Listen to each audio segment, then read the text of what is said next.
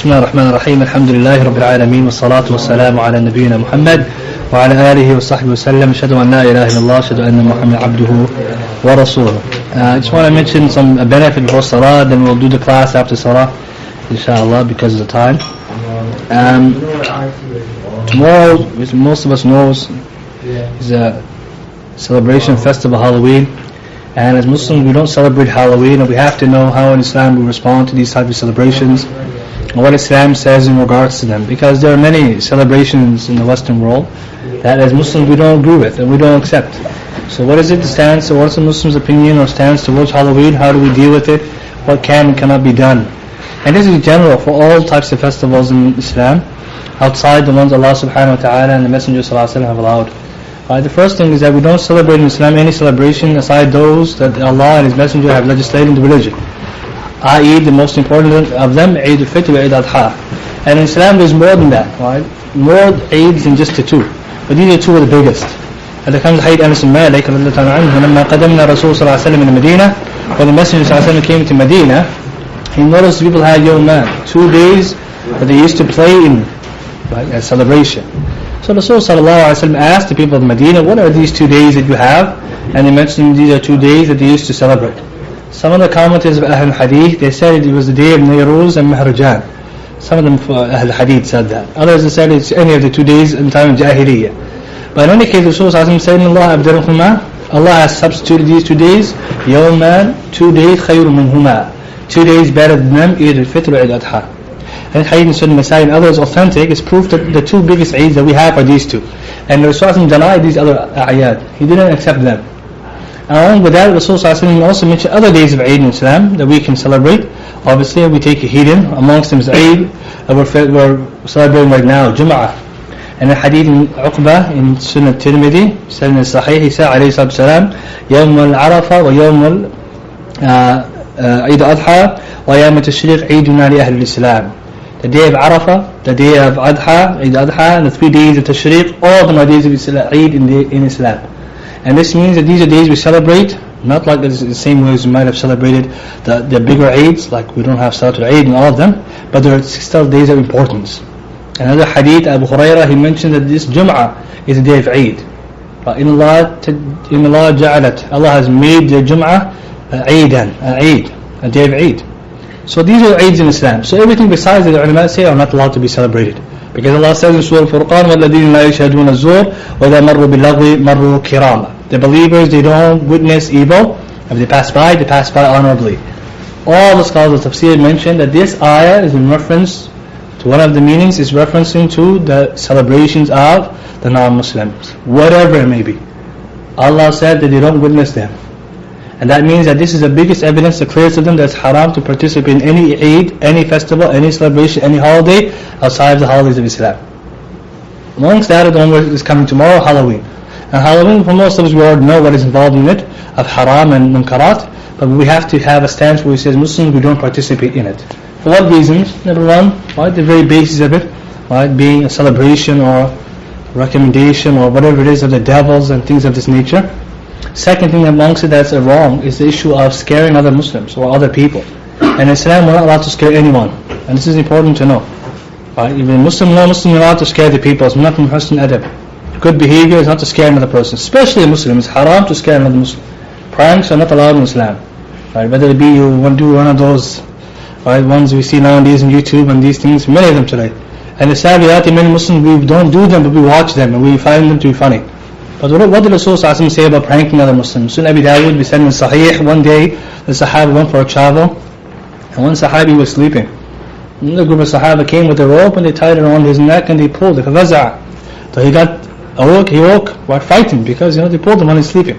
Right? And we know when you're waking up someone, it's not something good to do, to push them or to wake them up, startle them. It's not the way you wake up somebody. So of course the Rasul when he saw, they said, لا يحل لامرئ ولا يحل للمؤمن. It's not allowed for a believer and يروع أخيه مؤمن, that he scares his brother Muslim. It's not allowed for a believing Muslim to scare his brother Muslim or believing brother. This hadith evidence of scaring Muslims haram. Halloween is trick or treat. Right, that's what it is. Right, most of us in Masakin we're looking for the treat. It could be trick. Right, and we don't know and we won't understand. And why is this? Because this is the fun part. So for us to engage in this holiday, we have to trick people. A'yadu billah. And we know al-makr wal-khida' fi an-nar, some said. Lying, plotting, deception, all in the hellfire. So if someone comes to you or just you trick them, you fool them, it's haram. From the major sin, because one of the attributes that goes to the hellfire. The second thing that's wrong with this holiday is coming tomorrow is begging the people, asking people for things. Specifically things that are haqir, like candy. You're asking another person, can you give me some candy? And we all know most of you can afford the candy, but we still have the the attitude to ask somebody, especially the kids, teaching them to ask. And the problem with this is, number one, it's haram to be asking people that which we don't need. If you don't need something, it's haram to ask someone else for it. So never allowed that. And he mentioned many times, the upper hand is better than the lower hand. Another hadith said, the upper hand is the one that gives. وَالْيَدُ السُّفْلَى وَالْآخِرَةِ is the one that takes. So here on Halloween, we're asking people, right, and putting a hand out. And Rasulullah told more than one Sahabi, لَا تَسْأَلُوا النَّاسَ شَيْئًا, don't ask anybody anything. Right, so what about today? We say, I understand this, but still I'm going to ask someone for candy. Right, it's not the etiquette of the Muslim. More important, teaching the people this, and that's not something we should be doing at all. And lastly, amongst the celebration, is the fact we have to put on costumes and these things, and to wear these makeup and these other things that they do, wasting money. Right, costumes you wear one day of the year and you look like some shayateen, and then the next day you take it off and say that's it was a good fun. Right? First of all, it's haram to look like and try to attribute yourself to look like shayateen. Rasulullah in many hadith he warned against imitating shaitan in any aspect. Amongst those aspects, walking with one shoe. That he said, لا تمشي في النعل واحد, don't walk with one shoe. Why? Because shaitan يمشي في النعل واحد. Shaitan walks with one shoe. Giving with the left hand. Rasulullah said, don't give and take with left hand, because shaitan he takes and gives with left hand. Sunnah Abi Dawud. Another hadith Rasulullah mentioned when it comes to the hair. One Sahabi came to the masjid, his hair wasn't combed well. Rasulullah told him to comb it, he said it's better than you look like coming and looking like a shaitan. And this hadith is Malik Muwatta Mursal, but Sahih. What means all the hadith warn against the attributes or looking like or copying shaitan. And we have a day specified in the month to look like shaitan. Right? Imagine, right? And this shows again, all these aspects show this holiday should not be partaken at all.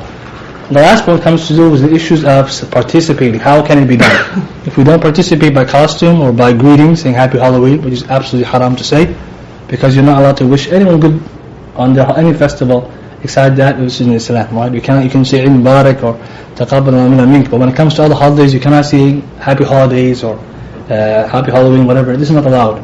Ibn al-Qayyim said categorically, it's not allowed whatsoever to wish on the festival of Muslims. Congratulations.